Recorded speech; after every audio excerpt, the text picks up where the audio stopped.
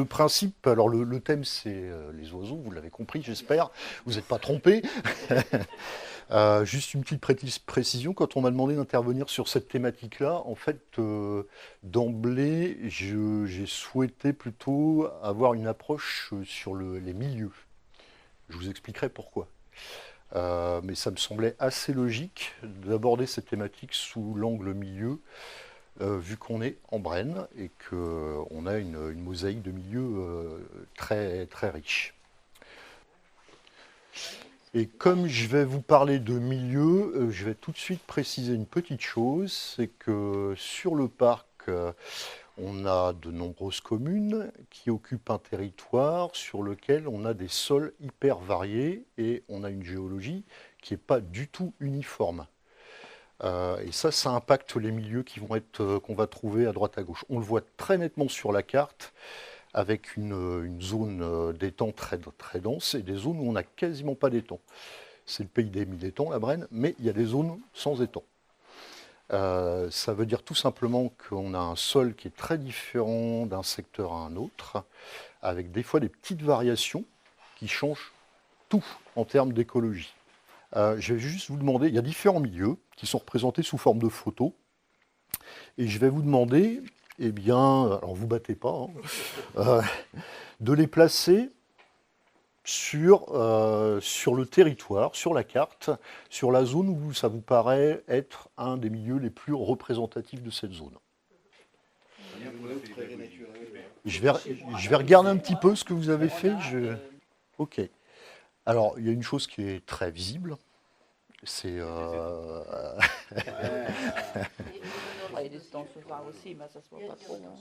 C'est aussi la masse de butons et d'étangs que vous avez placés en zone Grande Brenne. Donc pour info, la zone Grande Brenne, c'est cette espèce de grande patate dans laquelle est contenu tout cet ensemble d'étangs, étangs, butons. Ce qui me surprend plus, c'est que vous n'en ayez pas mis, je crois, en Petite Brenne, qui est une zone aussi d'étangs, et pas trop non plus en queue de Brenne. Donc Grande Brenne, Petite Brenne séparée de la Grande Brenne par la Creuse, et queue de Brenne, attention, la queue de Brenne, c'est une formation géologique qui va s'étendre jusqu'au sud de Châteauroux.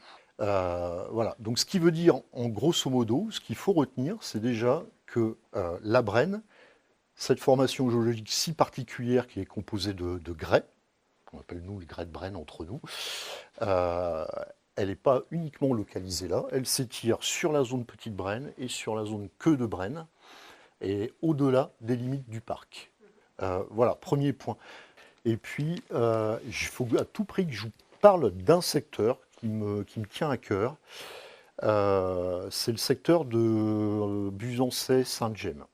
Est-ce que vous savez pourquoi? En quoi il est différent? Ouais, beaucoup de sable. Beaucoup de sable, une belle épaisseur de sable. On a quand même des argiles qui permettent la présence d'étangs.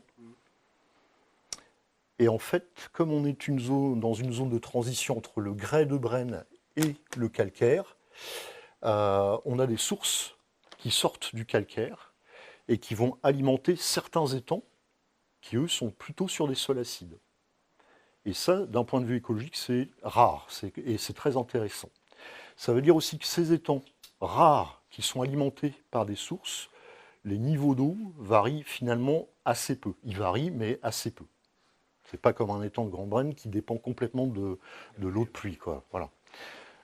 Où là, on a très peu de sources qui alimentent les étangs. Donc c'est un contexte écologique particulier qui fait qu'on a, par exemple, un oiseau qui se maintient dans ce secteur-là, un oiseau qui est extrêmement rare, et notamment sur le secteur de l'étang vieux, qui est là, je crois. Voilà. Marais de Lauzance, ce secteur du Marais de Lauzance, vous connaissez, c'est le butor. Voilà. Donc ce butor qui a un héron, en fait, qui est devenu très rare, et qui va nicher dans les grandes roselières, ce qui est le cas ici, on est en présence de grandes roselières. Mais il faut que le niveau d'eau fluctue assez peu. Et là, c'est le cas grâce aux sources. Alors ça, c'est bon à retenir pour la thématique d'aujourd'hui. Pourquoi les oiseaux chantent?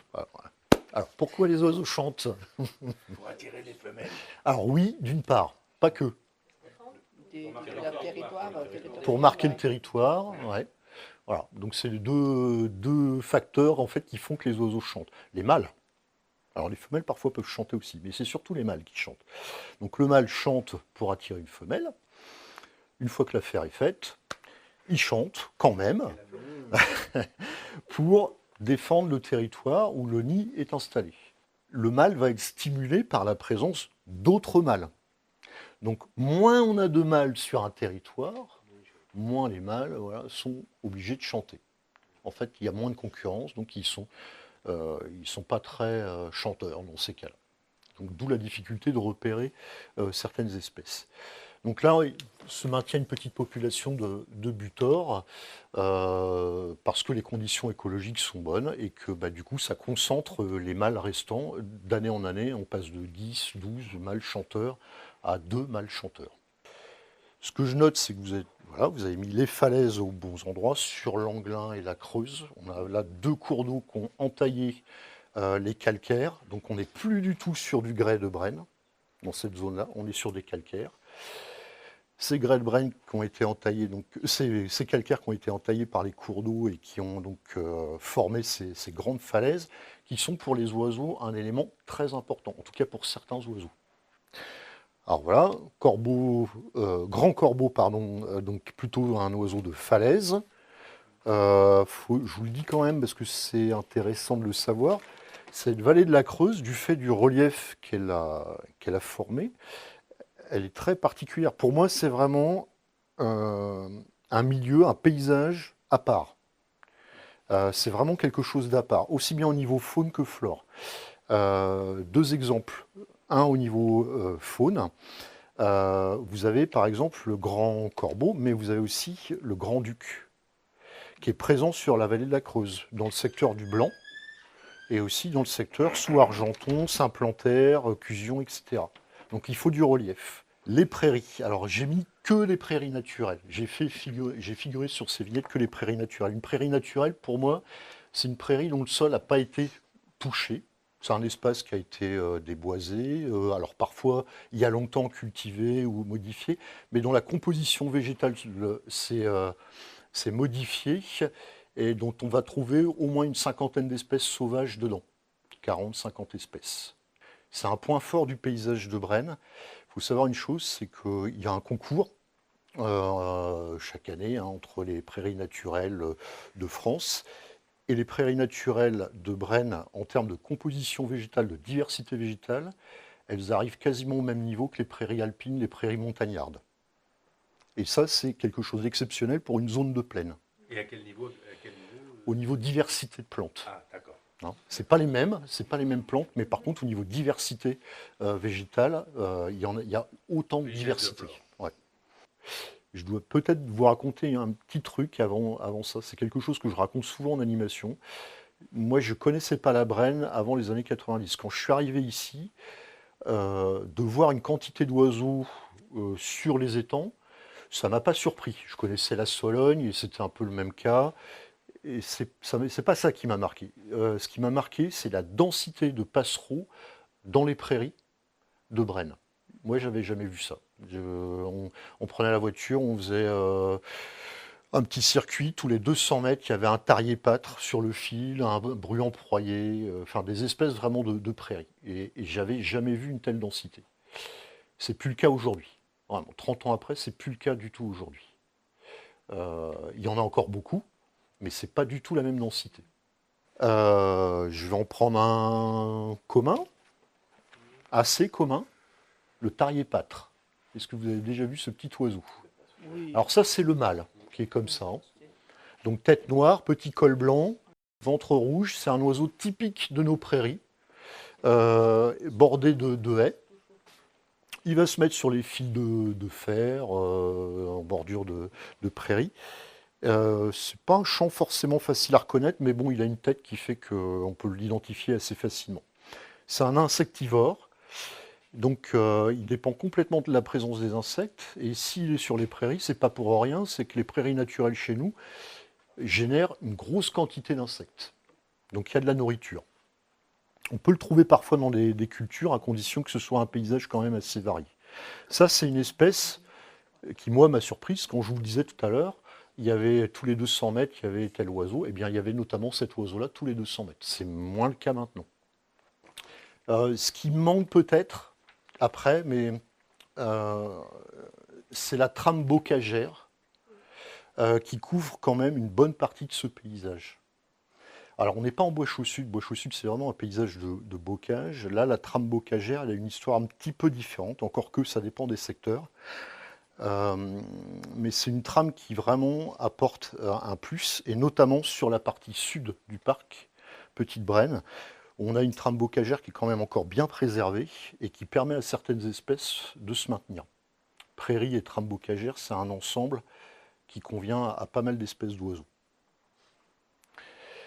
Un oiseau de bocage, pigrièche écorcheur, qui est un petit passereau qu'on va trouver autour des prairies, et plutôt dans les prairies bocagères où les haies n'ont pas forcément besoin d'être gigantesques, mais des petites haies, des bosquets, ça lui suffit. Et puis surtout la pigrièche à tête rousse qu'on va trouver plutôt dans ce secteur-là, où il y a un bocage plus marqué, plus important, avec des arbres dans les haies, et surtout avec des arbres isolés au milieu des parcelles, qui servent souvent de parasol pour les vaches ou de parapluie en fonction. C'est une espèce qui a vraiment besoin de ce type de milieu. Bocage, prairie et arbres isolés. Donc je vous le dis parce que c'est une espèce qui est quand même assez rare, qui est quand même assez présente encore en Brenne, et qu'il ne faut pas oublier, pour les observer, de regarder sur la cime des arbres isolés. C'est un petit passereau qui a la particularité d'attraper, alors qui a un spectre alimentaire aussi assez large, lézards, insectes, petits mammifères, petits rongeurs, et pigrièche écorcheur parce qu'elle va se faire des réserves, elle va Oui. empaler ses proies sur des épines noires, notamment, ou des fils de fer barbelés. Elle se fait ce qu'on appelle des lardoirs, donc des réserves de nourriture. C'est un peu particulier.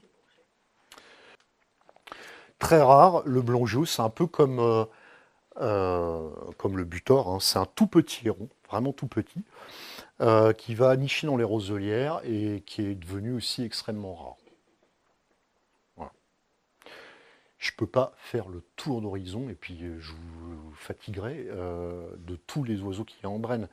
Mais il y a plus de 200 espèces en Brenne. Ça évolue. Les populations d'oiseaux de chaque espèce évoluent au fil du temps, à cause du changement climatique, à cause des pratiques aussi agricoles, à cause du changement de paysage du coup. Donc tout ça, il ne faut pas imaginer que c'est figé dans le temps.